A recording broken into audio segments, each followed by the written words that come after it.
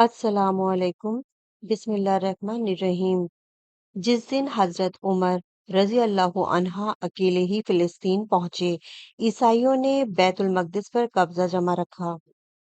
दोस्तों, फिलिस्तीन व बैतुल मकदिस की जमीन पर आज भी 30,000 से ज्यादा नबियों की कब्रें बनी हुई हैं और अक्सर नबी इसी जमीन के आसपास ही आते रहे हैं।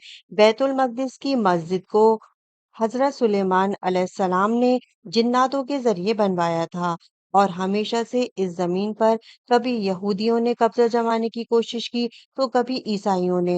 इस्लाम आने से पहले यही दोनों कौमें बैतुल मकदिस के लिए आपस में लड़ती आ रही थीं।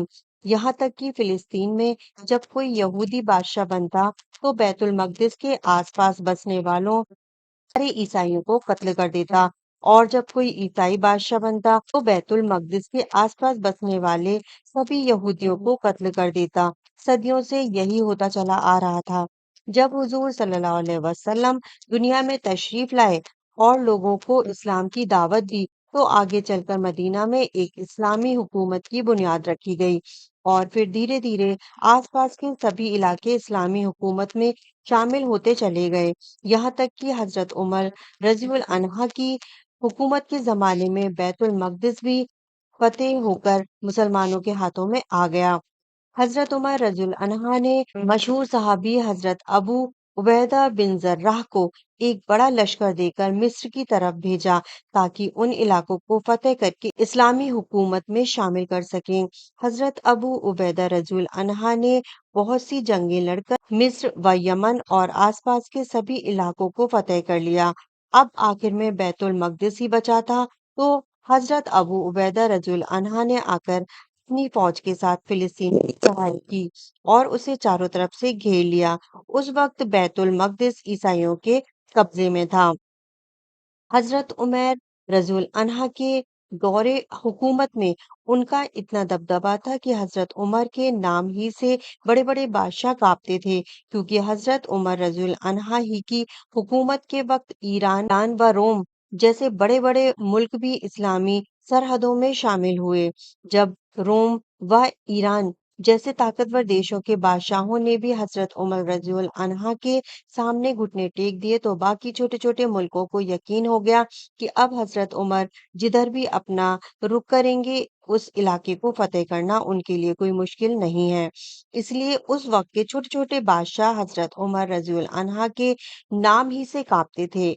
इस्लामी हुकूमत 35 लाख मुरब्बा मील तक फैल चुकी थी कि जितने में आज 3-4 बड़े-बड़े मुल्क शामिल हो सकते हैं। अब हजरत उमर रज़ुल अन्हा का खौफ तो पहले ही से फिलिस्तीनी ईसाइयों में बैठा हुआ था, तो जिस वक्त हजरत अबू उबैदा ने जाकर बैतुल मकदिस को हर तरफ से घेरा और ईसाइयों को मजबूर किया कि वो बैतुल मकदिस मुसलमानों के हवाले कर दे, तो पहले तो ईसाइयों ने मुखालिफत की लेकिन बाद में वो इस बात पर राजी हो गए। ईसाइयों के एक बड़े आलिम ने आकर हजरत अबू उबैदा रज़ुल अन्हा से कहा कि हम सुलह करना चाहते हैं लेकिन बैतुल मकदिस की चाबियां हम तुम्हें नहीं पकड़ा सकते क्योंकि तुम्हारे अंदर उन निशानियों में से कुछ भी नहीं जो हमारी किताबों में लिखी हैं कि एक बादशाह आकर बैतुल मकदिस को हम ईसाइयों से लेगा।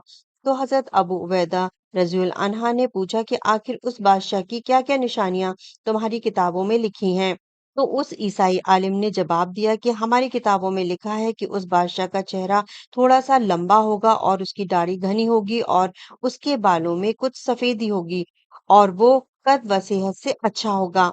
ये सिफतें सुनकर हजरत अबू उबैदा रज़ुल अन्हा ने मुस्कुराते हुए कहा कि ए आलिम, तुम जिस इंसान की बात कर रहे हो वो हमारे आमीर हजरत उमर बिन खत्ताब ही हैं। तो उस ईसाई आलिम ने कहा कि हम बैतुल मकदिस की चाबियां खुशी खुशी देने को तैयार हैं लेकिन हमारी शर्त ये है कि हम ये चाबियां तुम्हारे आमिर ही के हाथों में पकड़ाएंगे, तुम्हारे हाथों में नहीं।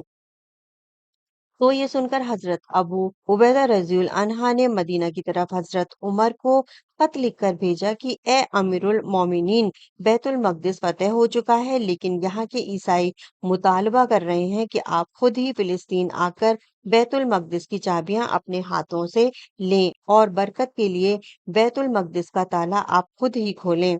दोस्तों, हजरत उमर रज़ियल्लाहु अन्हा के इंसाफ के चर्चे दूर दूर तक फैले हुए थे। वो तो एक सादा सी जिंदगी गुजारते, रूखा सूखा खाकर उसी पर गुजारा करते और जो भी कपड़े पहनते अक्सर उनमें पैबंद ही लगे होते।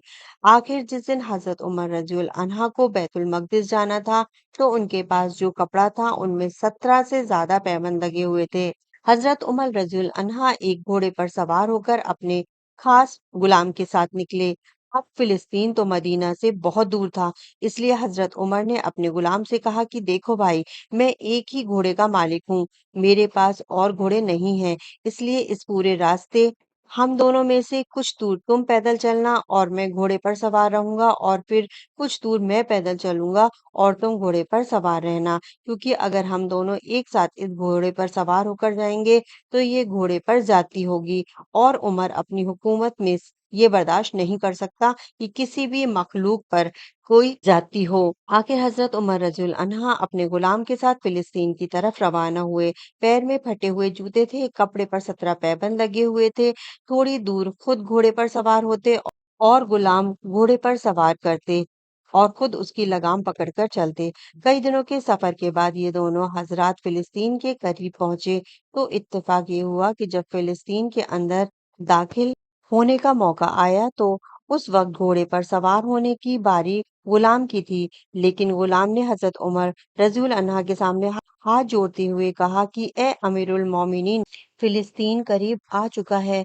वहां हजारों ईसाई शहर के बाहर खड़े आपका इंतजार कर रहे होंगे, इसलिए मैं अपनी बारी छोड़ता हूँ ताकि आप घोड़े पर सवार होकर शान और शौकत के साथ फिलिस्तीन में दाखिल हों।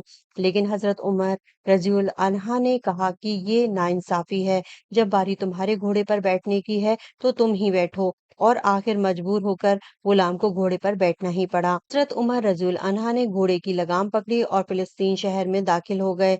ईसाई झुंड के झुंड बनाकर शहर के बाहर खड़े थे कि आज हम उस खलीफा को देखेंगे कि जिसके नाम से ईरान व रोम की हुकूमतें भी कांपती थीं।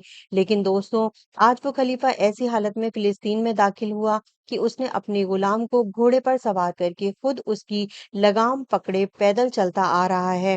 फिलिस्तीन में दाखिल होने से पहले एक नहर पड़ती थी कि जिसमें उतरकर दूसरी तरफ जाना होता था। तो हजरत उमर रज़ियल्लाहु अन्हा ने गुलाम को घोड़े पर ही सवार रखा और खुद अपने फटे जूते उतारकर अपने हाथों में ले लिए, अपने चमड़े के पुराने मोजे अपने कंधों पर डाल लिए और फिर घोड़े की लगाम पकड़कर नहर पार करने लगे। हजरत अबू उबैदा रज़ियल्लाहु अन्हा ने जब ये मंजर देखा तो जल्दी से हजरत उमर से आकर कहने लगे, ए अमीरुल मोमिनीन, आप ये क्या कर रहे हैं? आपने अपने मोजे कंधों पर डाल रखे हैं और अपने जूते हाथ में पकड़ रखे हैं। आप तो इस वक्त दुनिया की सबसे बड़ी हुकूमत के बादशाह हैं। अगर आप ऐसा करेंगे तो इन ईसाइयों पर क्या असर पड़ेगा? तो हजरत उमर रज़ियल्लाहु अन्हा ने गुस्से में जमीन से कुछ कंकड़ियां उठाकर हजरत अबू उबैदा पर मारी और कहा कि तुम्हें शर्म नहीं आती कि अभी हुजूर सल्लल्लाहु अलैहि वसल्लम की वफात को कुछ ही दिन गुजरे हैं और तुम दुनिया की रंगीनियों में खेलने लगे हो। फिर हजरत उमर रज़ियल्लाहु अन्हा बैतुल मकदिस में पहुंचे, ईसाइयों से चाबी लेकर खुद ही मस्जिद का दरवाजा खोला और मेंबर पर चढ़कर ऐसा असर अंदाज खुतबा दिया कि जिसे सुनकर सभी की आंखों में आंसू भर आए। ईसाइयों के सबसे बड़े आलिम ने आकर हजरत उमर रज़ियल्लाहु अन्हा से कहा कि ए अमीरुल मोमिनीन, अगर आप शान शौकत के साथ हमारे शहर में आते तो हम सिर्फ आपको चाबियां देकर अलग हट जाते, लेकिन आज आपका अपने गुलाम के साथ इंसाफ देखकर हम इतना मुअस्सिर हुए हैं कि हम सब कलमा पढ़कर मुसलमान होते हैं, और फिर उसी वक्त फिलिस्तीन के सारे ईसाइयों ने इस्लाम कबूल कर लिया। दोस्तों, अभी तक बैतुल मकदिस दूसरी कौमों के हाथ में था। आज पहली बार हजरत उमर रज़ियल्लाहु अन्हा की निगरानी में बैतुल मकदिस के अंदर नमाज के लिए अजान होनी थी। अब अजान के लिए किसको बुलाया जाता? तो सबकी नजर एक ही इंसान पर थी, जो कि हुजूर सल्लल्लाहु अलैहि वसल्लम की मौजूदगी में सारी जिंदगी मस्जिद नबवी में अजान देते रहे। वो थे हजरत बिलाल हबशी रज़ियल्लाहु अन्हा। हुजूर सल्लल्लाहु अलैहि वसल्लम की वफात के बाद हजरत बिलाल रज़ियल्लाहु अन्हा ने कसम खाई थी कि अब मैं सारी जिंदगी कभी अजान नहीं दूंगा। کیونکہ جب بھی وہ اذان دینے کے لیے کھڑے ہوتے تو حضور صلی اللہ علیہ وسلم کو اس قدر یاد کرتے کہ ان کا رو رو کر برا حال ہو جاتا، اور صحابہ اکرام بھی حضور صلی اللہ علیہ وسلم کی اس جدائی کو برداشت نہ کر پاتے۔ لیکن جب بیت المقدس فتح ہوا تو حضرت عمر رضی اللہ عنہ نے بلال حبشی کو پاس بلا کر کہا کہ اے بلال، جاؤ اور ممبر پر کھڑے ہو کر رسول کے زمانے والی اذان دو۔